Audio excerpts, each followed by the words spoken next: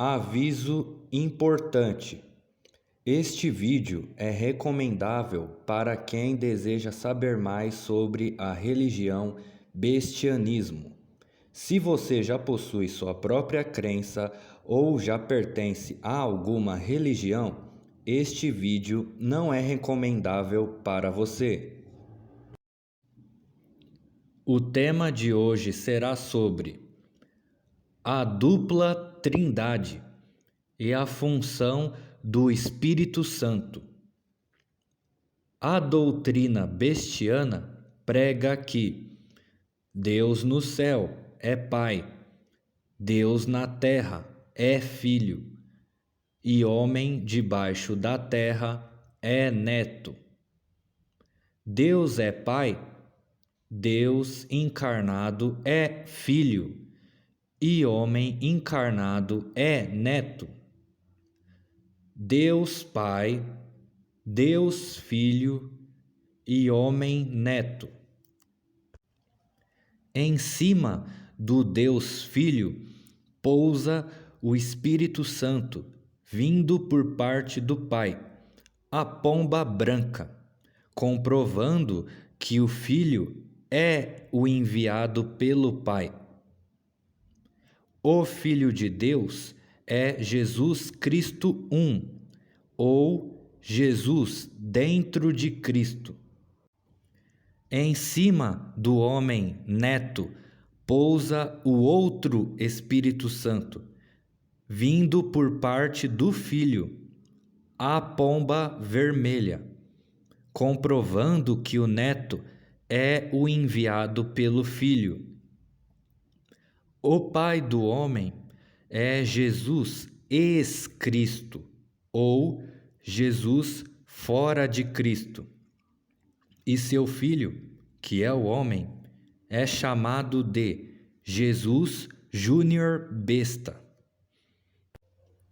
Portanto, Jesus Cristo é filho do Pai, filho de Deus. E Jesus Júnior Besta é filho do Filho, neto de Deus. A tríade superior, ou primeira trindade, por parte do Pai, é inteiramente formada por Deus. Deus Pai e Deus Filho são o mesmo Deus. A tríade inferior, ou segunda trindade, por parte do Filho, é misto, formada por Deus e pelo homem. Deus e o homem não são são dois, porque Deus é Deus e o homem é o homem. Portanto, na tríade superior temos Deus Pai, Deus Filho e Espírito Santo.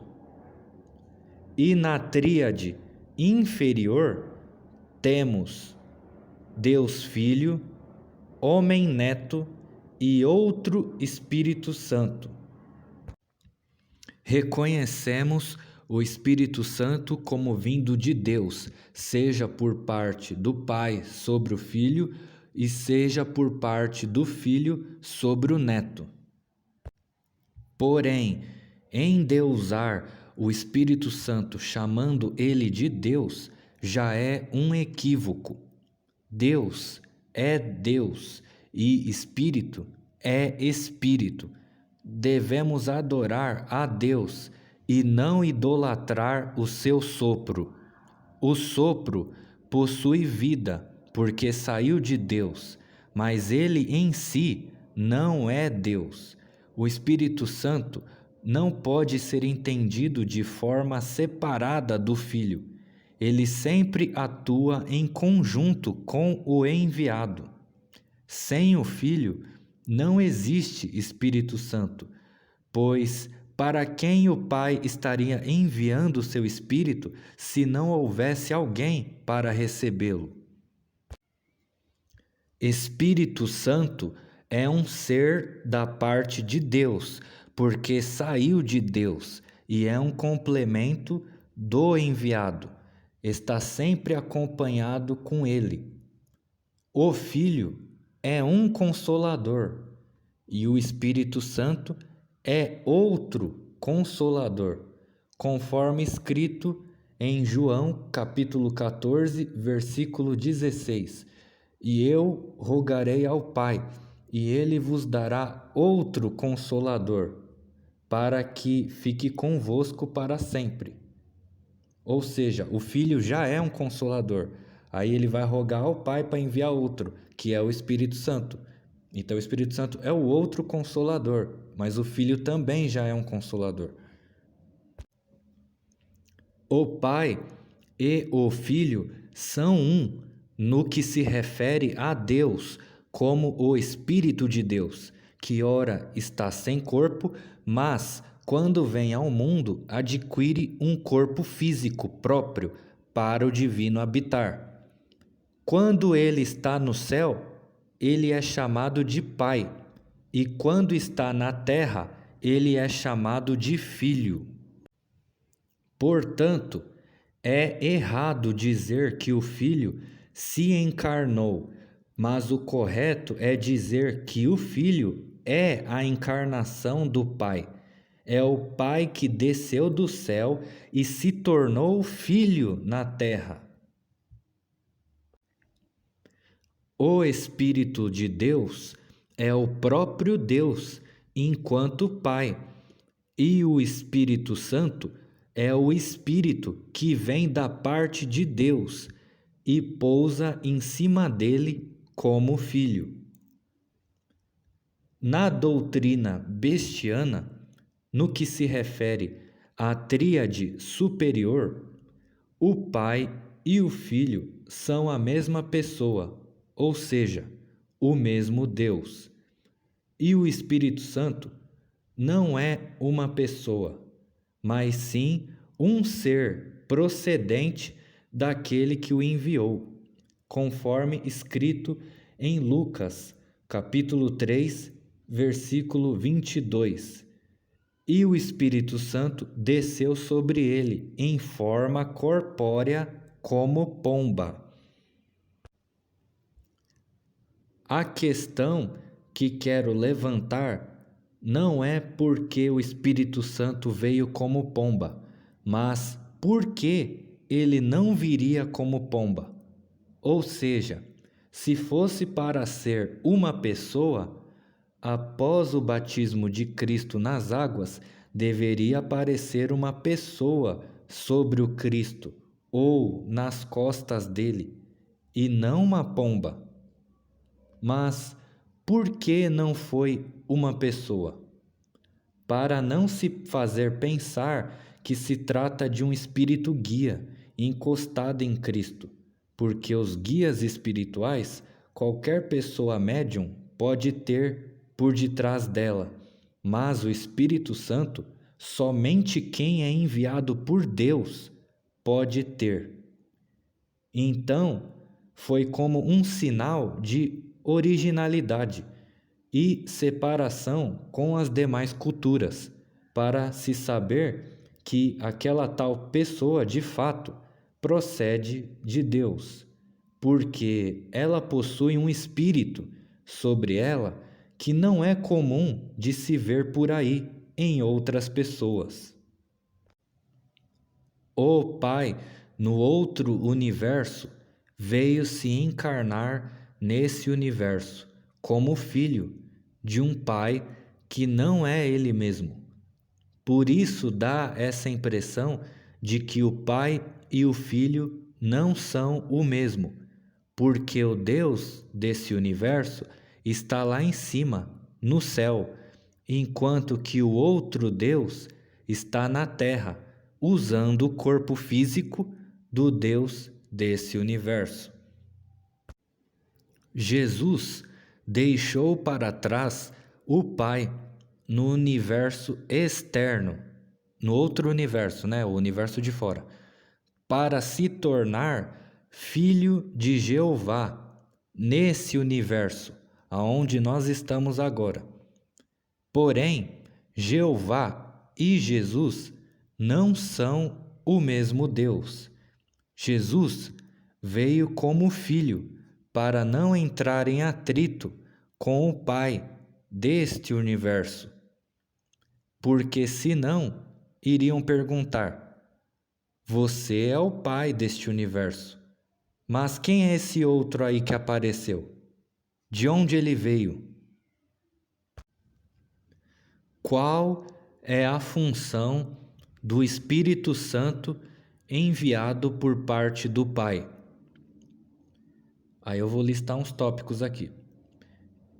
Gerar Cristo no ventre de Maria, conforme em Mateus capítulo 1, versículo 18. Convencer as pessoas com a verdade, conforme em João capítulo 16, versículo de 7 a 11. Poder para expulsar demônios, conforme em Mateus capítulo 12, versículo de 28. Conduzir aos lugares, conforme em Mateus capítulo 4, versículo 1. Habilidade para se comunicar, conforme em Atos capítulo 2, versículo 4. Ser testemunha, conforme em Hebreus capítulo 10, versículo 15.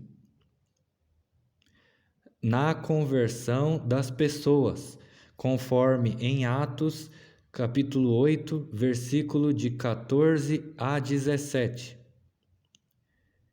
Enviar recados de orientação ou advertência, conforme em Apocalipse 2, quando se diz: quem tem ouvidos, ouça o que o Espírito diz às igrejas. Enfim, existe uma importância muito grande do Espírito Santo no projeto de salvação de Deus, e o Espírito Santo não vai fazer coisas que não estejam dentro desse contexto. E não é porque não vemos ele como uma pessoa que significa que desmerecemos ele como um ser.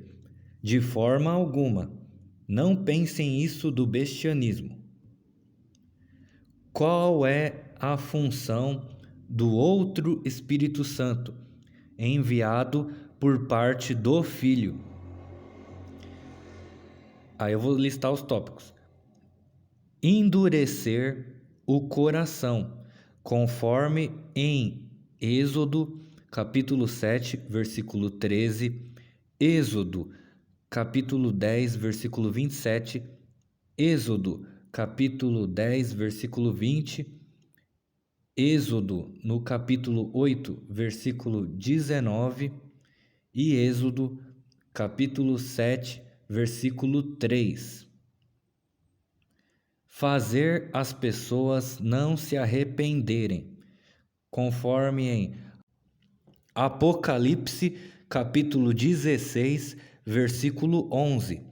Apocalipse, capítulo 9, versículo 21. E Apocalipse, capítulo 2, versículo 21. Será derramado o Espírito sobre todos, conforme em Joel, capítulo 2, versículo de 28 a 31. Isso já aconteceu em Pentecostes, conforme vemos em Atos, mas vai se repetir de novo nos últimos dias, porque o Espírito, por parte do Pai, já veio, falta só aquele por parte do Filho. Sinais de fogo no céu, conforme em Apocalipse 13, versículo 13. Assim que começar o fim dos tempos, o semblante da humanidade vai cair e todos vão se revelar ser quem realmente são. Por isso, todos vão se mobilizar automaticamente para assumir seus postos.